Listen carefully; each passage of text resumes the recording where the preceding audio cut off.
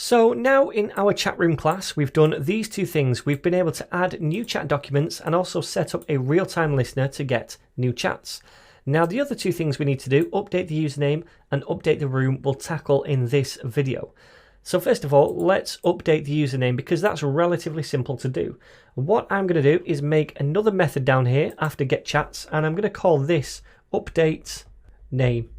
So this is going to take in as a parameter the new name or the new username, and inside here all we're going to do for now is say this dot username is equal to the username that we take in as a parameter. So all we're essentially doing is updating the property username on this instance of the chat room.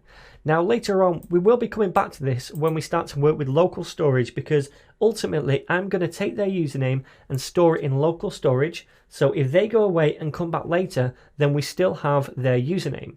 But for now we'll leave it there. So that's pretty simple. The next thing we need to do is update the chat room, and that's going to occur ultimately when someone clicks on one of these buttons. So let's create that method. We'll call this update room, and that is going to take in the new room, which will be a string, and it's going to be one of these four things. So inside here, what do we want to do? Well, first of all, we want to update the property over here, this dot room, to this new room we pass in. So we'll say this dot room is now equal to the new room which we have just selected. After this, we'll just say console.log, just so we know as developers, room updated.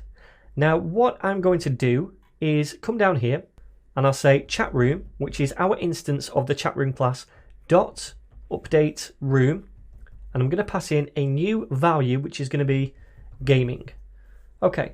So now all I'm doing is updating the room to the gaming channel. And if I save this, then you're going to see room is updated. So that worked. However, all it's doing is updating this thing right here. We're still listening to documents where the room is equal to the initial room we passed in, because when we set up this real-time listener, we're doing it when we first call get chats, and when we do that the room is general. Then we change the room, but we're not resetting up a new real-time listener now. It's still listening for any document where the room is the initial room we pass in, general. So what we need to do at this point when we change the room is first of all unsubscribe to changes from these documents, because we don't want to listen to the initial room documents anymore. So we need to unsubscribe from those first of all. Now remember, this returns a function, and that is the unsubscribe function. So let's store this inside a new value, and what I'm going to do is make that value on the class instance. So up at the top I'm going to say this.unsub. So we're creating this property, but I'm not setting it equal to a value yet. I'm only going to set it equal to a value when we set up this real-time listener. So I'm going to say this.unsub now is equal to this. So this returns a function, and when we invoke that function, if we spell it correctly, that is going to unsubscribe from changes. So we've updated this property on this instance now with this function that is returned from this real-time listener where we're listening to the current room. So now when we update the room, what we can say is we want to run this.unsub, which is now a function. So when we do that, it's going to unsubscribe from changes, and we're no longer going to be listening to any documents. So that is essentially all we need to do here. We've updated the current room, then we're unsubscribing from changes to this thing right here where we're listening to document changes for this room, not the new room. Now there's one problem. We need to actually check the unsub has been set, because if we try to call this here before we set up this, then currently it's just going to be a lack of value. So when we try to call this method, then it's going to give us an error. So what we need to do is a little if check first of all to see if this.unsub has a value. Now if it does, then this is going to be true if we've already set this up. If it doesn't, then it's going to be false. So now we're only going to call this.unsub if it has a value. So let's pass it in there, and now this is fine. Now I know what you're thinking. We've changed the room on the property right here. We've unsubscribed from changes to the current documents we're listening to based on the first room, but we're not listening to changes on the new room. we've passed it in and we've updated it, but we're not setting up a new real-time listener. But that's not what this is for. This is just for updating the room property and then unsubscribing from changes to the old room. What we need to do after this is call this function again, getChats, to set up a new listener, and that's going to set up a new listener now to the current room, which we've now updated. So if I was to paste this in here now, then it would get those new chats based on this value right here. Now I'm not going to do it straight away. Instead, what I'm going to do is cut this stuff, and I'm going to use a set timeout method. And this is basically going to emulate a user changing the room after a few seconds of being on the website.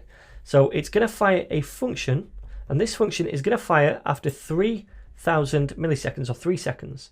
And inside this function, we're going to update the room. So I'm going to say chat room.update room and update it to the gaming.